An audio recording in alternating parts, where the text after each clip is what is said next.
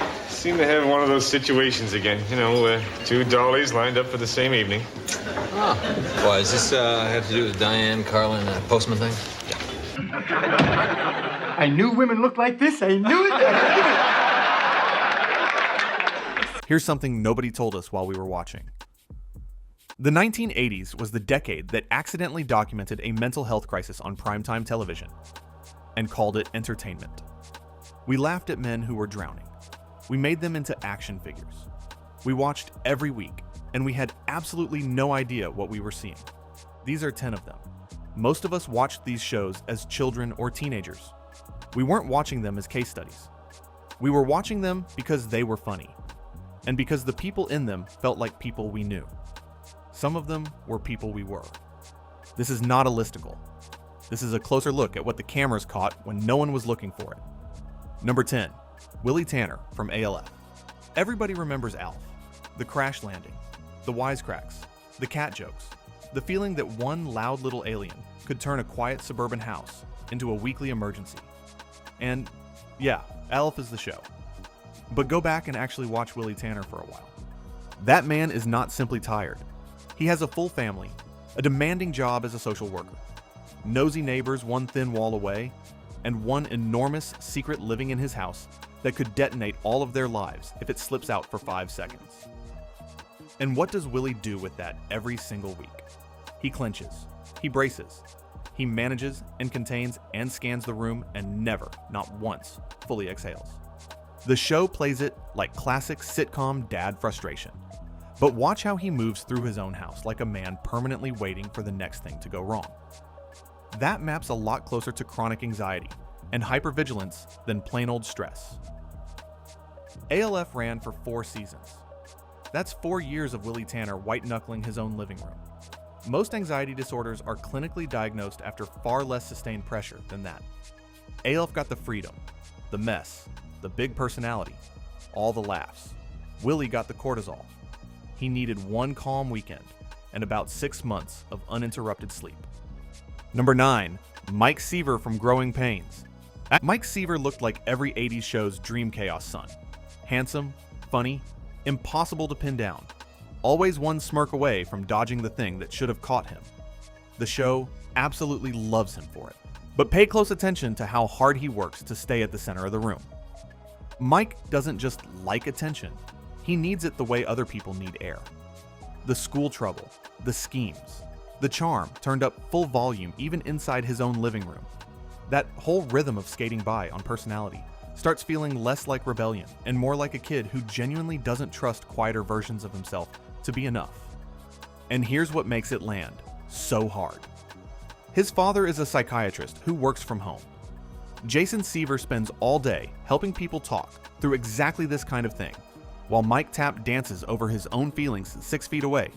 His father literally had a therapy couch 6 feet away, and Mike Seaver spent 7 seasons making sure he never had to sit on it. Mike isn't just the fun one. He's a teenager using charisma as armor, and the show never once asked what he was protecting underneath it. Number 8, Arnold Jackson from Diff'rent Strokes. Arnold Jackson is one of the most beloved kids in 80s television, and for completely understandable reasons. Funny, quick, warm, so good at winning a room that the show could build entire scenes around his timing alone. But stop watching him as just the cute one for a second. Arnold's mother had already died. His father was out of the picture. He was a child starting over in a world that looked nothing like any world he'd known. Then got lifted out of Harlem and dropped into a completely different world inside Philip Drummond's penthouse. New home, new class system, new adults to read and trust and impress. A whole new version of himself to figure out on the fly. That is an enormous amount of weight for a child to carry. And what does Arnold do with all of it? He jokes, he charms. He gets there first with the line, the grin, the energy that pulls people toward warmth before the moment can turn uncertain. That doesn't just read as personality anymore.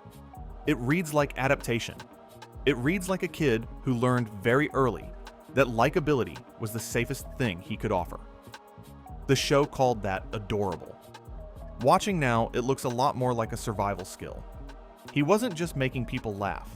He was trying to make the world feel safe enough to stay in. Number 7, Dan Fielding from Night Court. Night Court gives you Manhattan after midnight, bizarre defendants, Judge Harry Stone gliding through the chaos, and Dan Fielding strutting through all of it like Vanity figured out how to bill by the hour. Slick, status hungry, always performing, always the sharpest and most desirable man in the building, at least in his own account of events. And yes, that is the joke. But with Dan, the joke works because something much louder is sitting underneath it.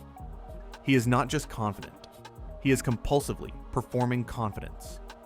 Every small puncture of his image hits too hard. Every rare moment of genuine tenderness gets buried under another slick remark before it can breathe. Every threat to his self-presentation creates a reaction that is way too big for the actual situation. That pattern is so recognizable now, it practically glows. Night Court knew there was real softness under all of it, which is why those occasional cracks with Harry or Christine land so differently from everything else. They are not random moments. They are glimpses of the person Dan is working extremely hard to keep the room from ever seeing. Take away the silk ties and the courtroom swagger, and what you are left with is someone desperately protecting a fragile self-image by never once letting the wound show first. John Larroquette won 4 consecutive Emmy Awards for playing Dan Fielding. 4. The Academy of Television Arts and Sciences kept recognizing something in that performance that the comedy format kept refusing to name. And then Larroquette asked to stop being considered. That decision, when you know what he was playing underneath all of it, feels like it means something. Number 6. Alex P. Keaton from Family Ties. Here is one of the great 80s magic tricks. The show takes a teenager running on relentless anxiety and sells him as charming ambition. And it works so well that you almost miss what's actually happening on screen. Alex doesn't just want good grades. He needs winning to stabilize him. He doesn't simply plan ahead. He lives in a constant mental rehearsal of everything that could go wrong if he loses his footing for 1 second. And he doesn't connect through softness. He connects through performance, debate, strategy, and making sure he is the smartest person at the table at all times. Put that kid inside a home run by former hippies who operate on warmth and feeling, and the comedy basically writes itself. But the laughter hides what is sitting right there on screen. Alex is a teenager under crushing internal pressure with no real off switch. He runs on fear of slippage. He treats rest like a character flaw. He turns self-worth entirely into output. Sure, he is hilarious. He is also one missed step away from fully spiraling in loafers. Here's what almost nobody brings up when they talk about Alex Keaton. In season 4, he had a complete breakdown on screen. The episode was called A My Name is Alex. The show let him fall apart, and then, because it was the 80s, it mostly moved on. But for 1 hour, it actually saw him. That's the entire tension the character lives in, and we're only halfway through this list. Number 5, Howling Mad Murdoch from the A-Team. And now here's the one that should be the most obvious, and that's exactly why it belongs here at 5, and not at the top. The A-Team introduces Murdoch living in a Veterans Affairs psychiatric hospital. The show tells you, out loud, from the pilot. And Dwight Schultz plays him with such incredible energy. The voices, the wild mood shifts, the bizarre attachments, the invisible friends, the way he slips in and out of alternate versions of himself, that he became one of the most beloved characters on the whole show. But here's what that framing cost. The A-Team premiered in 1983. The Vietnam War had ended only 8 years earlier. Many viewers watching in real time were veterans or had family members who were. The choice to frame PTSD as comedy was not neutral. It was a decision. And the audience went along with it because Dwight Schultz made Murdoch too lovable to see clearly. Murdoch is a Vietnam veteran who dissociates, who uses fantasy and absurdity the way other people use structural support beams to hold up the parts of himself that the war left too damaged to carry weight on their own. Hannibal and Face know how to use his chaos. B.A. has to trust a man the show frames as comic mayhem with their lives on a weekly basis. Here's the layer the show never had to reach for, because it was already there. The team needed Murdoch's chaos. His symptoms made him useful. And if you've spent any time around real trauma, you know exactly what that dynamic looks like. When your damage becomes your value to other people, getting better starts to feel like becoming expendable. Murdoch never got better. The A-Team needed him exactly as broken as he was. The show told you every week this man was struggling. It packaged the symptoms as entertainment, turned the trauma into a bit, and the audience loved him for it. And that's number 5. The character whose condition the show literally named. Put in a hospital, and still made the audience laugh at. The top 4, the show's never said a word. Not one word. Keep watching. Number 4, Angus MacGyver from MacGyver. MacGyver is one of the coolest men 80s television ever assembled. The Swiss Army knife logic, the duct tape genius, the ability to walk into any death trap and walk out with a solution made from whatever happens to be lying around. The show admires his self-sufficiency so completely that it almost never stops to ask what it costs him. Because look at the pattern underneath all the competence. MacGyver keeps moving. He keeps helping. He keeps solving. But he never really settles, never fully roots, and never lets anyone get genuinely close before the next mission pulls him somewhere else.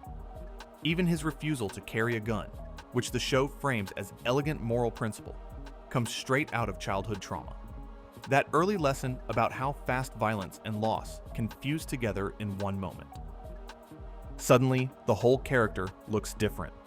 Less like a man who simply loves freedom, and more like a man who quietly built his entire life around controlled exposure to connection. Pete Thornton is safe because that bond lives inside the job. Everything else stays at arm's length. That makes MacGyver heroic. Absolutely. It also makes him profoundly lonely. The show celebrated the competence at every turn. It never once addressed the cost. Here's the pattern nobody in MacGyver's life ever named out loud. The man who could solve anything never once solved the problem of letting anyone in. Pete Thornton got close because the friendship lived inside the job. Everything else he kept at arm's length. The show gave him 7 seasons and never once asked why. Number 3, David Addison from Moonlighting. Moonlighting runs on speed and chemistry and that blue moon rhythm where the words always feel like they're trying to outrun the feelings. And nobody embodies that better than David Addison. He can turn any room into a performance in under 3 seconds. Jokes, riffs, fast talk, baiting Maddie, flipping every serious moment into something that moves before it can settle. That is why he is so much fun to watch. It is also exactly why he belongs on this list. Because David doesn't just talk. He deflects. He doesn't simply flirt. He keeps the emotional ground shifting under both of them, so nothing ever has to sit still long enough to get truly vulnerable. And once you see that, the whole character sharpens into something else. This is not just romantic tension. This is someone deeply uncomfortable with stillness, with sincerity, with being fully seen without the protective layer of charm running interference. So ask yourself what actually happens if David Addison ever stops performing. That is the question Moonlighting makes feel exciting. It is also, if you sit with it long enough, quietly devastating. And here's the part the show accidentally proved. When David and Maddie finally got together, the ratings collapsed.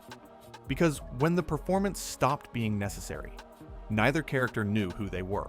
The audience felt it before anyone said it out loud. The show was canceled 2 seasons later.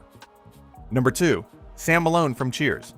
Sam Malone should have been one of the clearest cases on 80s television, because the show tells you exactly who he is, right from the start. Former Red Sox pitcher, recovering alcoholic, owner of Cheers, charming, volatile, weirdly boyish even when fully grown. But that backstory mostly gets treated like flavor, rather than gravity. Sobriety is not a personality trait. It is daily work. And Sam often feels like a man staying physically sober while emotionally relapsing through every other available outlet. The womanizing is compulsive, not just playful. The need to control the bar is not just leadership. It is the comfort of one place where he always gets to be the center of the room. And his volatility with Diane reads less like classic romantic tension and more like someone who never learned how to tolerate real intimacy without trying to dominate it, dodge it, or blow the whole thing up before it gets complicated. Cheers gave him Coach, Norm, Carla, that whole warm ecosystem built to catch him. But the show still laughed past the hardest truth more often than not. Sam Malone is the one the show is most honest about.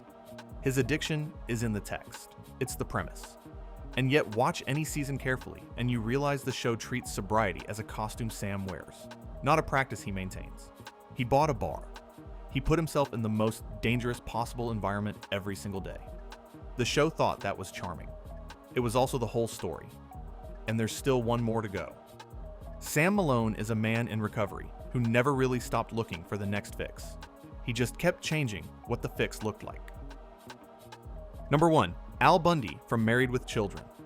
There may not be a more quietly devastating portrait in all of 80s television than Al Bundy. And what makes it so effective is that the show knows exactly how bleak the truth is, then dares you to laugh at it anyway.